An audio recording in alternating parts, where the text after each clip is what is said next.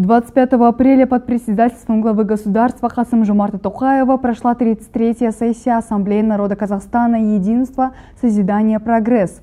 В режиме видеоконференц-связи приняли участие представители структур АНК и этнокультурных объединений из нашего региона.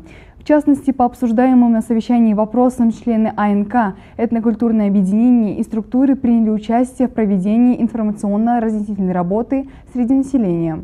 На территории древней Аулиатинской земли, где исторически сложились благоприятные межэтнические отношения, проживают представители 53 этносов и этнических групп. С начала года, согласно плану, утвержденному на сессии, реализуются мероприятия, имеющие смысловое содержание, организованные в честь Дня благодарности, праздника Наурыз, 1 мая, Дня единства народа Казахстана. Состоялось литературно-общественное этноульное мероприятие «Армасан as Наурыз» с участием членов региональной АНК, представителей этнокультурных объединений. Цель проведения проекта – укрепление межэтнических отношений, мира и согласия, общеказахстанской идентичности. Кроме того, празднование Пасхи проводится этнокультурными объединениями немцев, русских и поляков.